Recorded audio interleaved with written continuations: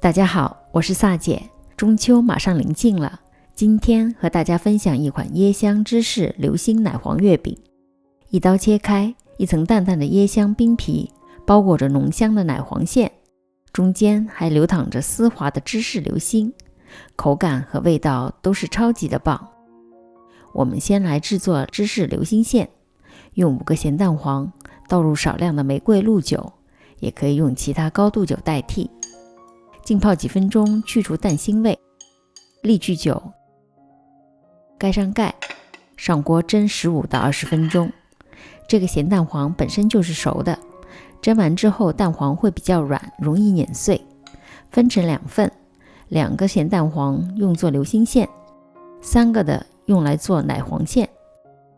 如果蛋黄有点干，可以加一点点水与咸蛋黄混合，会变得比较容易碾碎。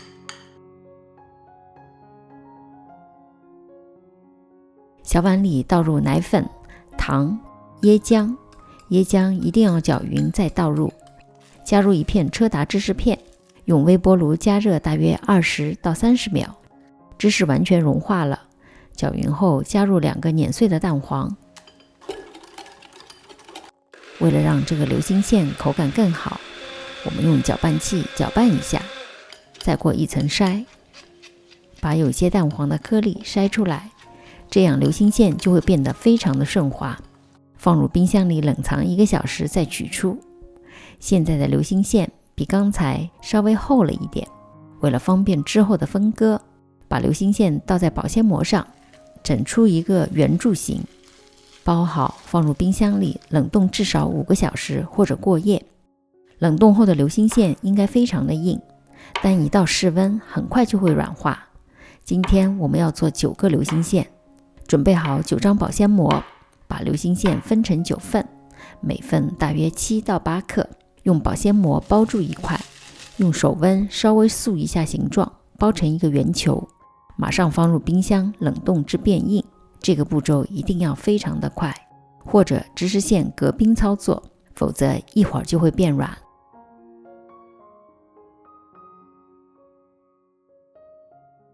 接着我们来制作冰皮，浅盘里加入糯米粉、粘米粉、澄粉和糖，倒入椰浆、牛奶和椰子油，搅拌到完全见不到干粉。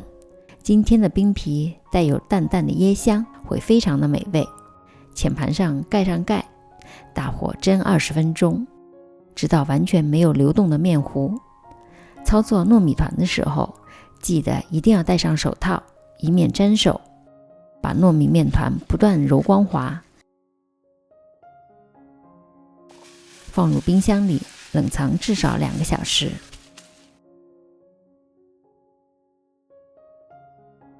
接下来我们来做奶黄馅。今天的奶黄馅和上次的做法稍有不同，加入了咸蛋黄和椰浆，会让奶黄馅的香味更加浓郁。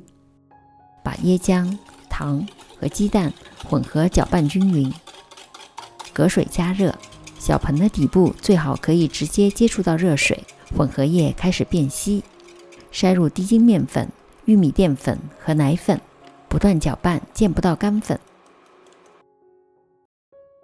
加入3个咸蛋黄，同样为了让馅料吃起来没有颗粒感，用搅拌器搅拌一下，再过一层筛，把咸蛋黄的小颗粒筛干净，倒入一个不粘煎锅，小火加热，加入黄油不断翻炒，很快就开始成团。继续翻炒，把馅料里的水分蒸发，等手指轻按不粘手，有个小坑，就说明馅料搞定了。用保鲜膜贴着表面盖上，放入冰箱里冷藏2个小时。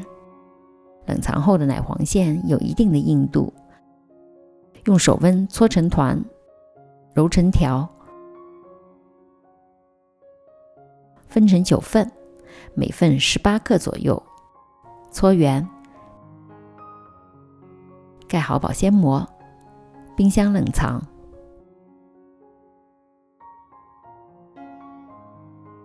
趁冷藏的时间，教大家用简单的方法做糕粉。倒入糯米粉，小火不断的翻炒。炒好的糯米粉颜色不会明显变黄和有香味，大约炒10分钟左右，盛出来放凉就可以直接用了。糕粉主要方便制作糯米甜品时防粘用。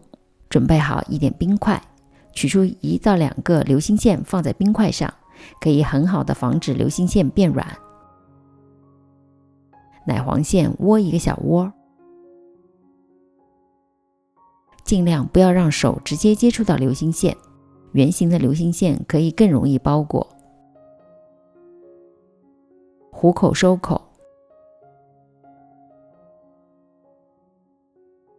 搓圆，这样芝士流心奶黄馅就做好了。检查一下完全不能有裂痕，否则就会出现爆浆。全部包好之后，放入冰箱冷冻至少半个小时以上。馅料硬一点，月饼包起来也会容易很多。终于可以开始包月饼了。冰皮部分一定要全程手套，搓成长条，分成9等份，每份大约25克，搓圆。也可以用抹茶粉加少量的水混合，让冰皮带有淡雅的抹茶味，变身素雅的浅绿色面团。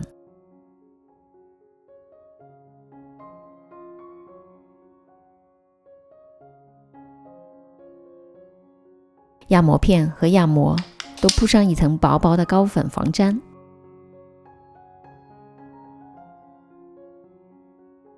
月饼的包法可仔细看我的动作。